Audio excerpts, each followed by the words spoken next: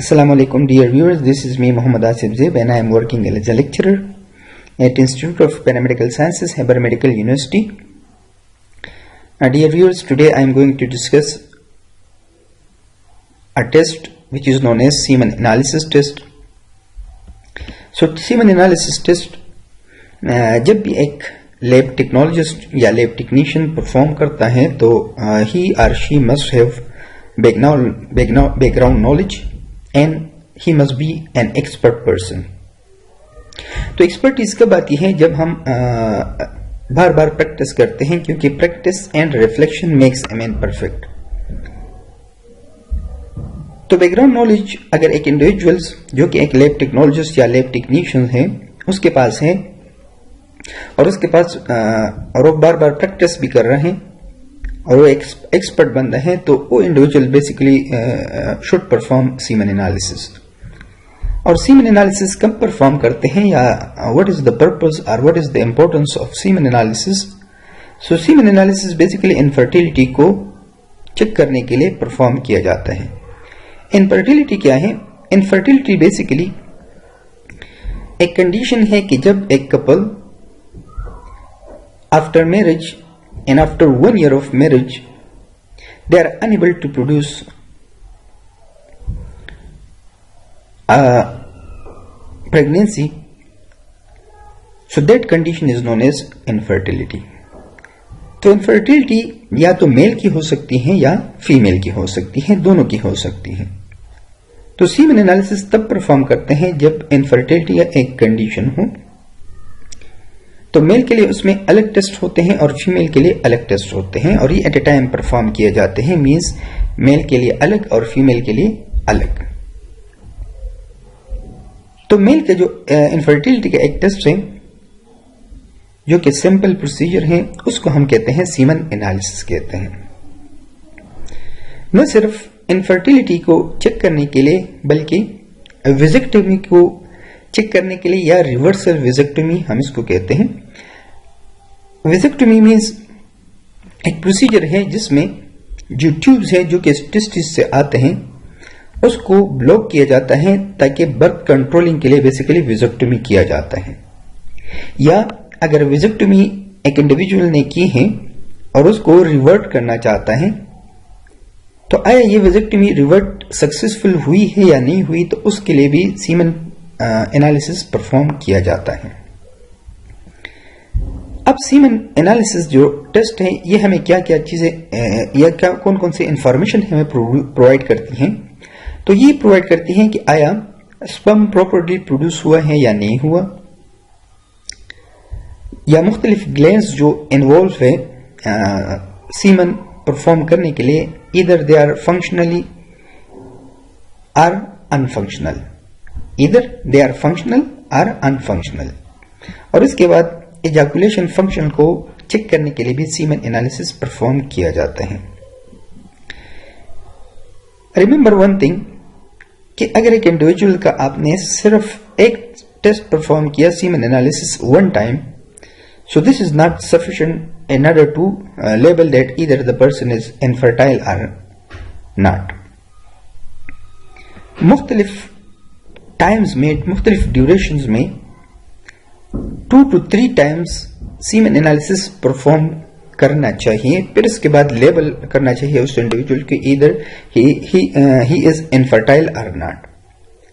और ये हमें एक एक्यूरेट टेस्ट भी और क्वालिटी रिपोर्ट भी हमें प्रोड्यूस करेगा और हम उस इंडिविजुअल्स को सही तरीके से फिर उसकी ट्रीटमेंट भी कर सकते हैं जब सीमन एनालिसिस के दो तीन रिपोर्ट हमारे पास सामने आ जाए. क्योंकि there are certain factors which are involve. एक टेस्ट की रिलायबिलिटी और वैलिडिटी जो कि उस पर डिपेंड करती हैं कि अगर एक सिंपल टेस्ट आपने परफॉर्म किया तो उसमें मुख्तलिफ फैक्टर्स हो सकते हैं जो कि इस रिपोर्ट को वैलिड या अनवैलिड कर सकते हैं और वो हम आगे डिस्कस करेंगे कि कौन कौन से फैक्टर्स हैं जो कि हमें बताते हैं कि आया ये सीमन एनालिसिस ठीक परफॉर्म हुआ है या नहीं हुआ. तो इसलिए 2-3 सैंपल्स बेसिकली रिक्वायर्ड होते हैं ताकि हम उस पेशेंट को लेबल करें कि इधर he is infertile or not. Now basically this is a pictures which show a male reproductive organ. हम इसमें देख सकते हैं कि this is a bladder, urethra, ureter जो कि किडनी से आई है, ठीक है। फिर इसके बाद ये टेस्टिस हैं, 2 टेस्टिस जो कि स्क्रोटम में मौजूद होती हैं, इसके एरगेट स्क्रोटम। इन टेस्टिस से एक ट्यूब निकला है, ये आप इजीली देख सकते हैं कि ये ट्यूब निकला है और ये ट्यूब यहां पर आके प्रोस्टेट ग्लैंड के साथ कंबाइन होके फिर ये यूरेथ्रा के साथ मिलती है और यूरेथ्रा के थ्रू फिर ये इजैकुलेट होती है। तो testis is basically the organ which produce sperm, और ये स्पर्म इस वास्ट डिफरेंस के थ्रू आके इसमें सीमेन वेसिकल जो फ्लूइड है वो कंबाइन होके फिर प्रोस्टेट में, और प्रोस्टेट ग्लैंड जो है ये भी कुछ प्रोड्यूस करती हैं, कुछ फ्लूइड्स और कुछ सिक्रीशन प्रोड्यूस करती हैं, और फिर ये यूरेथ्रा के थ्रू जो सीमन है ये इजैकुलेट होती है। Now what is the composition of a semen? So semen is the composition, या सीमन की जो कंपोजिशन है वो 2 चीजों पे मुश्तमिल है। नंबर 1 फ्लूइड और नंबर 2 स्पर्म। तो स्पर्म ये टेस्टिस में प्रोड्यूस होता है और फ्लूइड मुख्तलिफ किस्म के आर्गन फिर स्पर्म के साथ मिलकर ये एक सीमन बनाता है। और उसमें कौन कौन सी चीजें हैं? तो इसमें है सीमिनल वेसिकल और प्रोस्टेट ग्लैंड। सीमिनल वेसिकल जो फ्लूइड प्रोड्यूस करता है वो तकरीबन 50% ऑफ द सीमन होता है। जो प्रोस्टेट ग्लैंड प्रोड्यूस करता है वो 20% ऑफ द सीमन है, वो सब्सटेंसेस। तो कौन कौन से सब्सटेंसेस सीमिनल वेसिकल प्रोड्यूस कर रहा है और कौन कौन से सब्सटेंसेस प्रोस्टेट ग्लैंड प्रोड्यूस कर रहे हैं? तो सीमिनल वेसिकल जैसे हमने कहा कि ये 50% ऑफ द सीमन जो फ्लूइड है ये कंपोज होता है और ये सिक्रीट करते हैं citric acid, flavins, fructose and potassium. ये सब्सटेंसेस सीमिनल वेसिकल से सिक्रीट होते हैं और ये substances like fructose, flavin, citric acid, potassium ये सीमन को या स्पर्म को ये न्यूट्रिशन प्रोवाइड करते हैं। अगर ये सब्सटेंसेस ना हो, लाइक फ्रक्टोज ना हो, तो न्यूट्रिशन प्रोवाइड नहीं होंगे स्पर्मेटोजोआ को या स्पर्म को। तो जब न्यूट्रिशन प्रोवाइड नहीं होंगे तो definitely the sperm will die, और वो एक्टिव नहीं होंगे, वो नॉर्मल नहीं होंगे। तो इसलिए सीमिनल वेसिकल जो फ्लूइड है दिस इज मोस्ट इंपॉर्टेंट। तो अगर लेट सपोज कहीं पे ब्लॉकेज है सीमिनल वेसिकल में या इसके जो डक्ट है उसमें, तो the spermatozoa will become dead. क्यों? क्योंकि these substances like flavin, like fructose, like potassium, they will not be produced. So if these substances are not produced, definitely there will be new nutrition provided to the sperm and the sperm will, spermatozoa or sperm will be dead. Now the other thing, prostate gland भी substances produce करते हैं which contribute an acidic fluid containing acid phosphate, citric acid और कुछ enzyme जिसको हम कहते हैं proteolytic enzyme. आगे हम डिस्कस करेंगे कि प्रोटीलाइटिक एंजाइम बेसिकली जो प्रोटीन्स होते हैं जो कि स्पर्म को जेल लाइक सब्सटेंस में कन्वर्ट करते हैं। तो उन प्रोटीन्स को लिक्विफाई करना, उन प्रोटीन की ब्रेकडाउन करना इंपॉर्टेंस होती है, क्योंकि अगर ये प्रोटीन्स ब्रेकडाउन होंगे तो स्पर्म लिक्विफाई होगा और ये वाटरी कंडीशन में आएगा। फिर इस वाटरी जो कंडीशन है या मीडियम है इसमें स्पर्म इजीली मूव कर रहे होते हैं। लेकिन अगर जेली लाइक सब्सटेंस होंगे तो जो स्पर्म है वो मूव नहीं कर सकेंगे, और जब स्पर्म मूव नहीं कर सकेंगे तो जो प्रेगनेंसी होगी वो नहीं होगी। तो इसलिए जो प्रोस्टेट ग्लैंड है दे प्रोड्यूस प्रोटीलाइटिक एंजाइम जो कि जो प्रोटीन से उनकी ब्रेकडाउन करते हैं और उसकी वजह से सीमन की लिक्विफिकेशन होती है। कुछ और भी प्रोस्टेट ग्लैंड और सीमिनल वेसिकल के अलावा कुछ और भी ऑर्गन्स होते हैं जो कि इन्वॉल्व होते हैं इन सीमन की प्रोडक्शन में, जिसमें बल्ब यूरेथ्रा और यूरेथ्रल ग्लैंड्स ये भी प्रोड्यूस करते हैं, कुछ सब्सटेंसेस प्रोड्यूस करते हैं जो कि जो मेल रिप्रोडक्टिव ऑर्गन है उसको लुब्रिकेशन प्रोड्यूस करती हैं और प्रोवाइड करती हैं। तो ये 3 सब्सटेंसेस से स्पर्म बनते हैं, सीमन बनता है, seminal vesicle, prostate gland bulb urethral and urethral glands. तो ये फ्लूइड मीडियम प्रोड्यूस करते हैं किस चीज को? स्पर्म को। So that's why we called it that semen is basically the combination of two thing, sperm and fluid. Now this is the developmental stages of sperm or spermatozoa.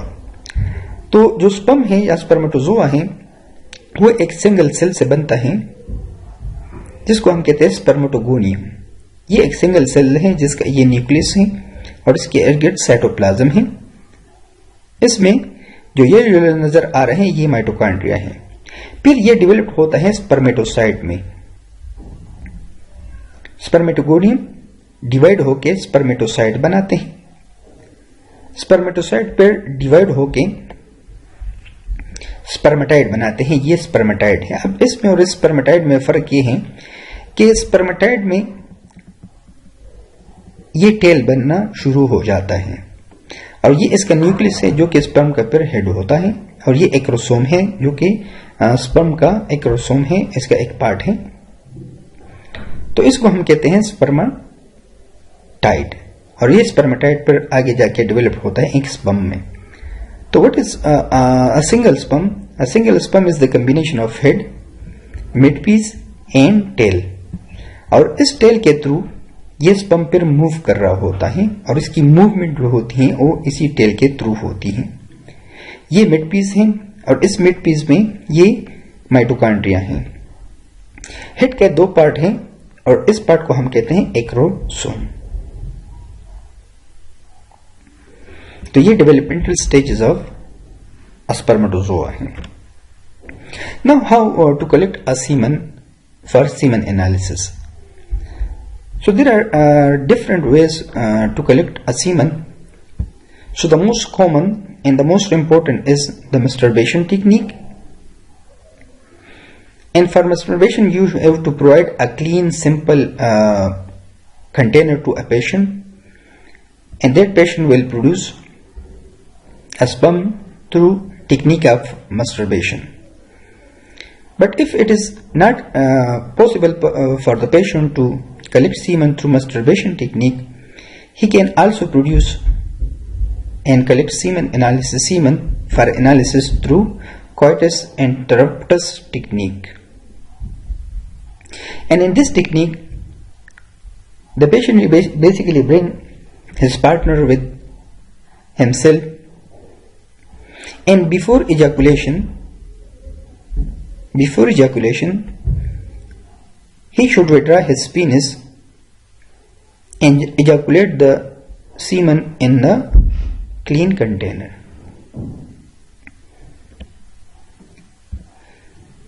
Now semen collection.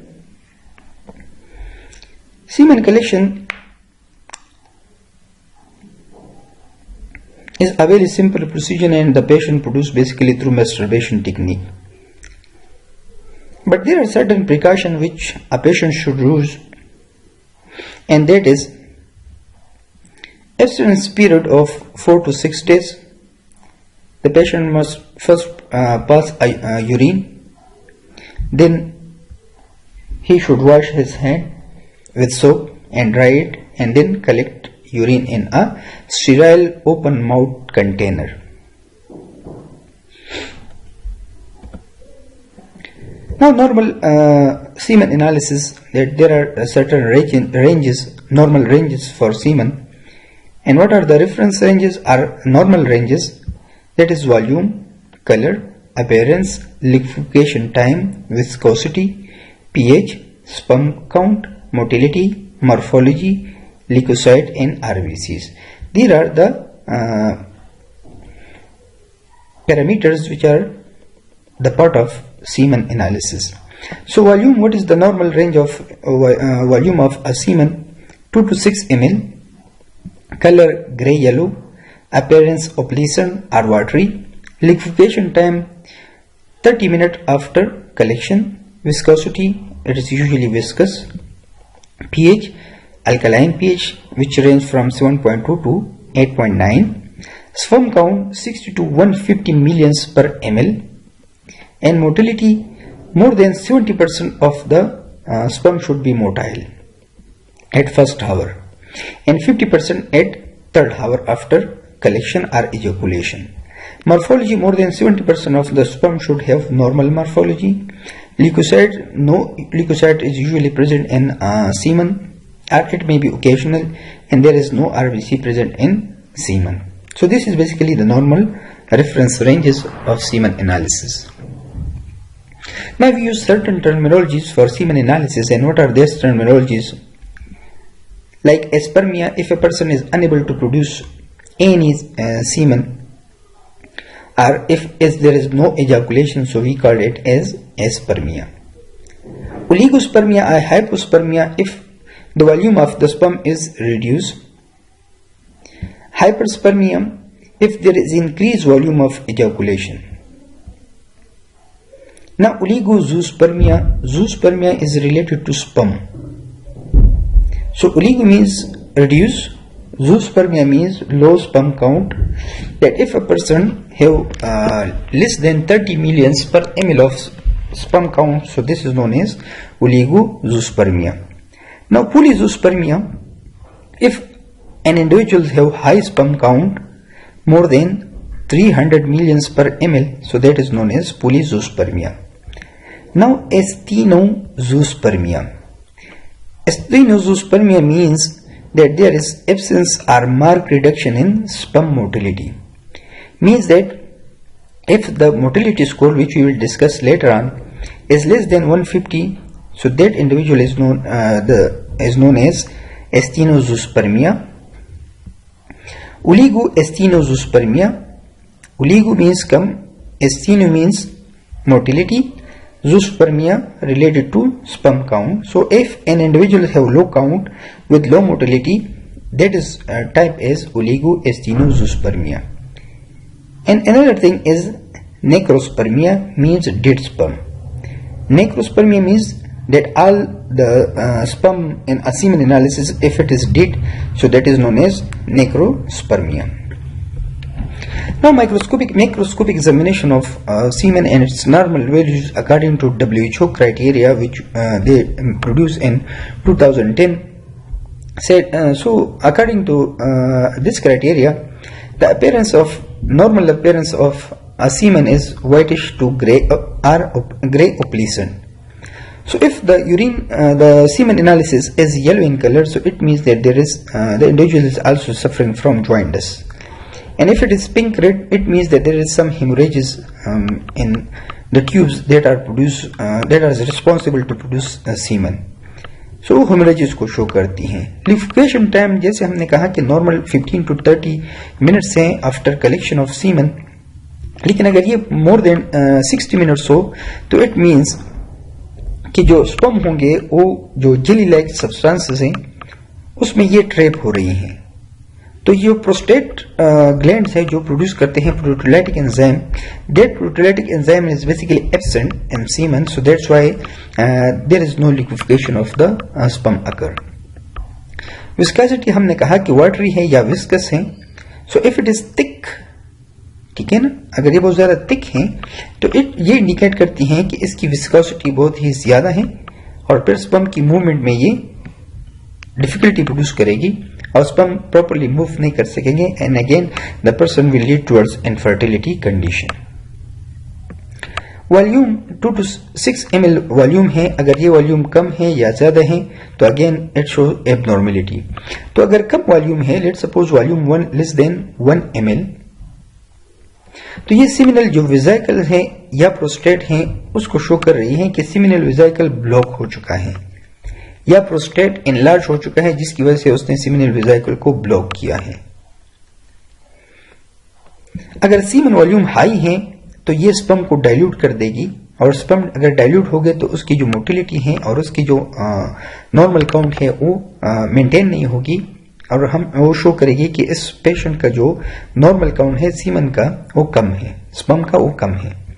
Peach usually हमने कहा कि alkaline peach है 7.2 to 8.7 जो कि normal peach है. अगर ये highly acidic है तो एसिडिटी स्पर्म के लिए इज अ डेंजरस थिंग, और स्पर्म फिर डैमेज होंगे और स्पर्म की जो मोटिलिटी है वो डैमेज हो जाएगी और स्पर्म नॉन मोटाइल हो जाएंगे, जिसकी वजह से अगेन इनफर्टिलिटी काज होगी। Now the most important thing is microscopic examination of the semen. तो स्पर्म काउंट असेस करना कि हम स्पर्म को कैसे असेस करेंगे, तो इसके लिए हमें एक मीडियम चाहिए जिसमें हम स्पर्म को डाइल्यूट करें।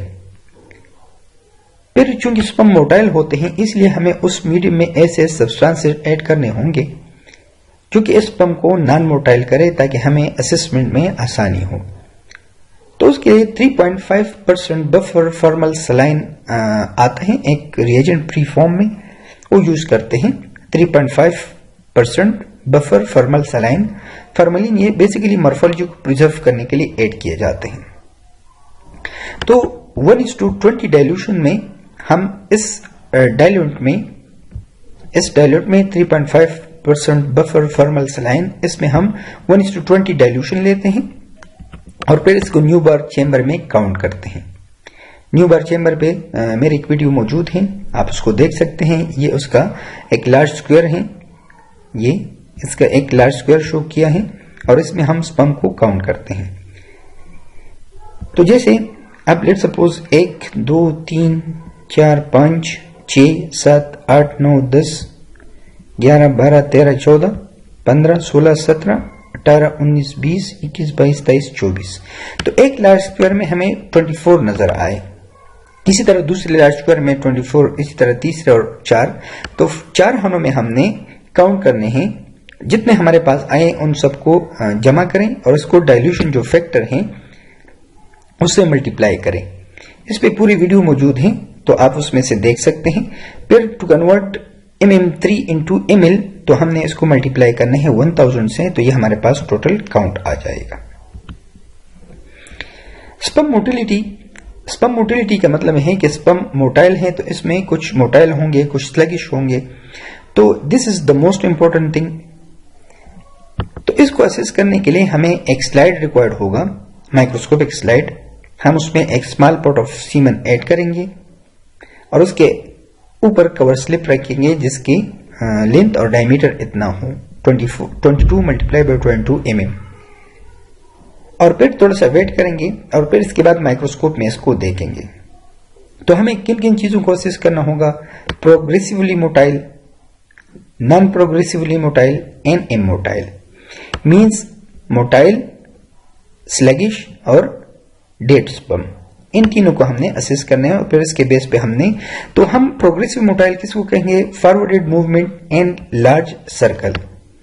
फिर ऑन द स्पॉट मूवमेंट, जो रैपिडली मोटाइल स्पर्म होते हैं वो मूव कर रहे होते हैं, बड़े एक्टिवली और स्ट्रेट लाइन में मूव कर रहे होते हैं। जो स्लगिश होते हैं वो अपनी जगह पे खड़े होके वो सिर्फ टेल हिलाते हैं और मूवमेंट नहीं करते हैं, और इमोटाइल कंप्लीटली डेड होते हैं। जैसे हम एक वीडियोस देखते हैं और इस वीडियो में हमें अंदाजा हो जाएगा।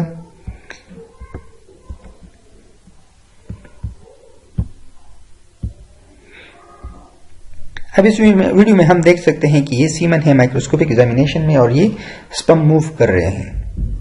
अगर इसको हम थोड़ा सा और मैग्नीफाई करें तो ये अगेन मूव कर रहे हैं। अगर इस स्पर्म को हम देखें, इस स्पर्म को देखें तो ये रैपिडली मूव कर रहे हैं, ये वाला स्पर्म ये मूव कर रहे हैं। इसको फर्दर अगर हम मैग्नीफाई करें तो इस स्पर्म को देखें, ये सारे के सारे स्पर्म बड़े रैपिडली मूव कर रहे हैं। इसी तरह ये स्पर्म ये बड़े एक्टिवली मूव कर रहे हैं। ये स्पर्म शो भी कर रहे हैं कि this sperm is morphologically normal sperm, और ये इसकी मूवमेंट है। अगर ये स्पर्म बिल्कुल रैपिडली मूव कर रहे हैं इस तरह स्ट्रेट लाइन में, तो हम इसको कहते हैं मोटाइल स्पर्म। अभी देखें ये मूव कर रहे हैं, कितना एक्टिवली मूव कर रहे हैं ये स्पर्म। अब अगर इस स्पर्म को हम देखें तो इस स्पर्म में और उस स्पर्म में फर्क है। ये स्पर्म सही तरीके से मूव नहीं कर रहा, बल्कि ये अपनी जगह पे खड़े होके ये सिर्फ और सिर्फ टेल हिला रहा है। अब जैसे ये स्पर्म है, ये देखें मूव सही तरीके से मूवमेंट इसकी नहीं हो रही। इसी तरह ये स्पर्म सही तरीके से मूवमेंट नहीं कर रहा, अपनी जगह पे ही खड़े होके वो मूव कर रहा है। इसी तरह ये स्पर्म मोटाइल है, ये स्लगिश स्पर्म है, ये भी स्लगिश स्पर्म है। इसको हम देखें, ये भी स्लगिश है, ये भी स्लगिश है। ये स्लगिश स्पर्म है और इसका काउंट भी कम है, तो ये हमें ये स्पर्म, इसको हम कहते हैं स्लगिश या, और ये non motile sperm.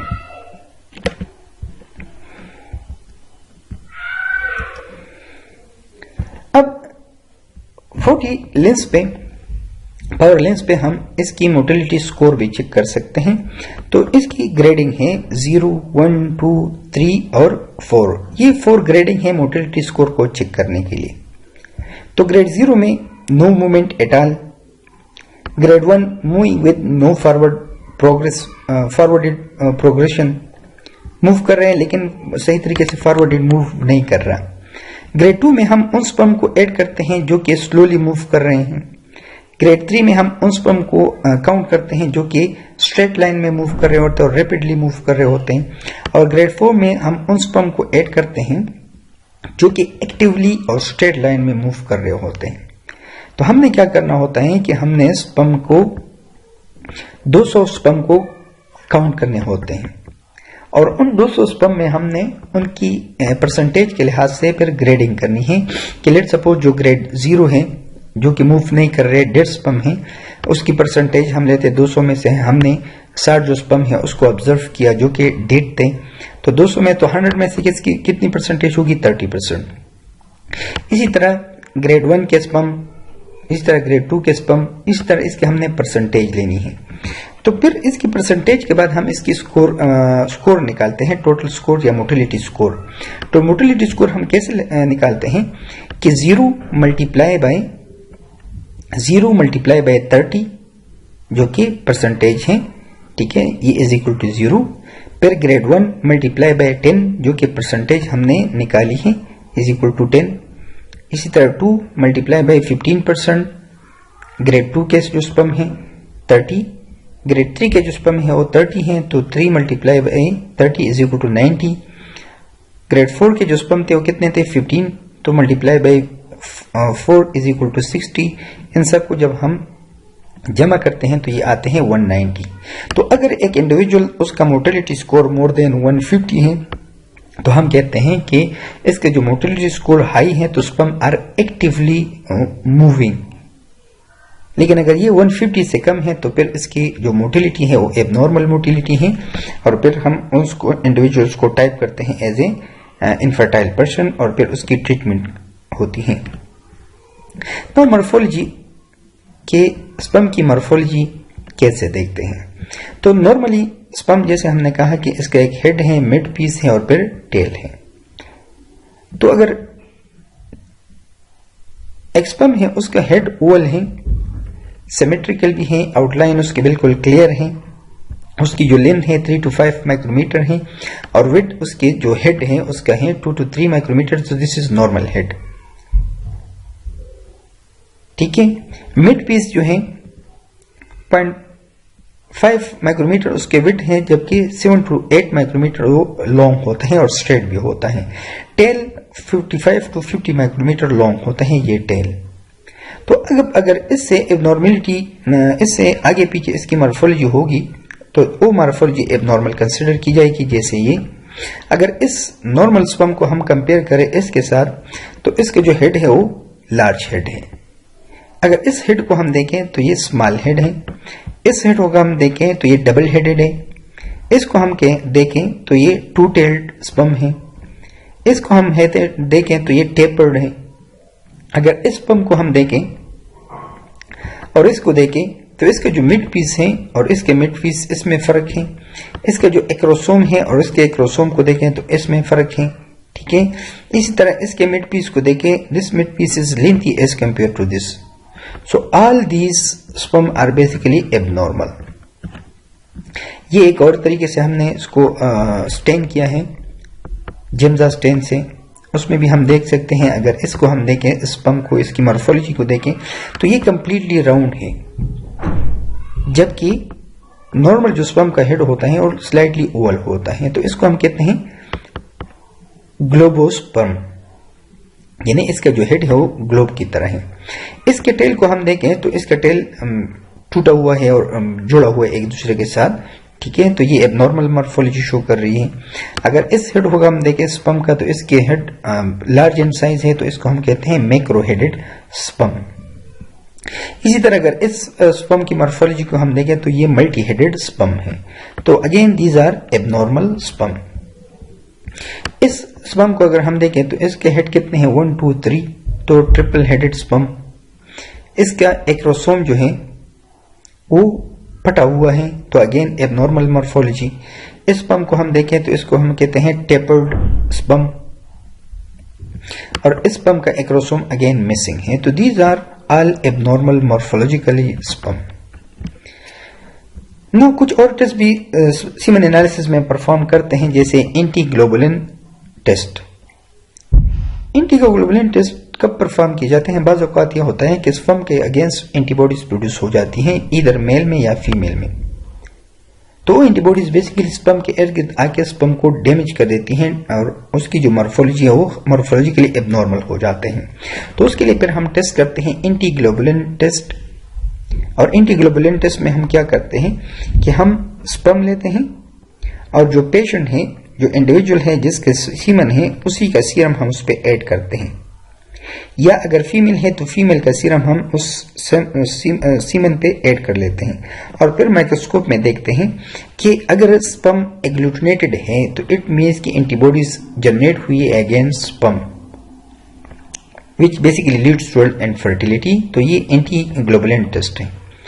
Chemical analysis में हम फ्रक्टोज टेस्ट करते हैं, and fructose is very very important for which provide basically nutrient to sperm. So if the fructose count is, if fructose concentration is reduced, so the sperm will be immotile.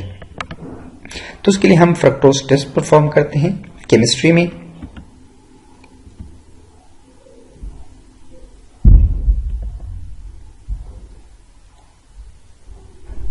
Now there are certain factors which basically affect semen analysis results. So वो कौन कौन से factors हैं? कुछ medication ऐसी हैं जो कि सीमन को एबनॉर्मल रखती हैं और उसकी मॉर्फोलॉजी को डैमेज कर देती हैं। इसी तरह कैफीन है, अल्कोहल है, कोकेन है, एंड स्मोकिंग, ठीक है ना, टोबैको स्मोकिंग। तो ये भी सीमन एनालिसिस को इफेक्ट करते हैं और स्पर्म की मॉर्फोलॉजी को और स्पर्म की मोटिलिटी को खराब कर सकती हैं। इसके बाद टेम्परेचर है कि कलेक्शन, आफ्टर कलेक्शन आपने सीमन को कोल्ड टेम्परेचर में रखा, तो कोल्ड टेम्परेचर में रखने की वजह से स्पर्म इमोटाइल हो जाते हैं। तो this factor basically leads towards a poor quality simple result. तो इन चीज़ों से, बट इसी तरह कुछ रेडिएशंस ऐसे हैं कि if a person is exposed to certain radiation that में also affect semen analysis. So these are the factors which basically affect semen analysis. Improving semen analysis, that how to provide a quality result. So quality assurance program is essential in order to provide a quality report. तो standard operating procedure SOPs जिसको हम कहते हैं, और वो SOPs जो कि WHO ने प्रोवाइड की हैं, वो SOPs फॉलो करके semen analysis परफॉर्म करना चाहिए। इसके अलावा लेबोरेटरी मैनुअल्स, डॉक्यूमेंटेशंस और simple ID and tracking. Means कि अगर मुख्तलिफ आपने क्या करना है कि एक पेशेंट का सीमन है और एक दूसरे पेशेंट का सीमन है, तो हमने उसको प्रॉपरली चेक करके सीमन एनालिसिस परफॉर्म करना चाहिए, ताकि ऐसा ना हो कि एक पेशेंट का रिजल्ट दूसरे को चले जाए और दूसरे का इसी तरह।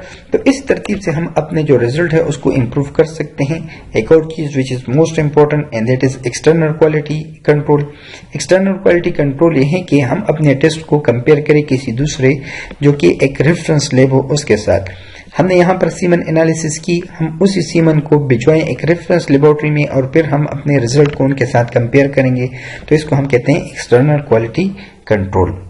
इंटरनल क्वालिटी कंट्रोल भी हम इसमें मेंटेन कर सकते हैं कि हम प्रॉपरली अपने जो स्टाफ है उसको प्रॉपरली ट्रेन करें कंट्रोल लगाने पे, और उनको प्रॉपर ट्रेनिंग दें। ईडो वीडियो रिकॉर्डिंग हम उसको दिखाएं, जैसे हमने इसमें एक वीडियो दिखाई मोटिलिटी चेक करने के लिए वीडियो रिकॉर्डिंग, जो कि एक रिकॉर्डेड वीडियो थी। तो अपने स्टाफ को लगाएं, जिसकी वजह से आप अपने इंटरनल जो क्वालिटी कंट्रोल है उसको इम्प्रूव कर सकते हैं। These are the references and thank you so much.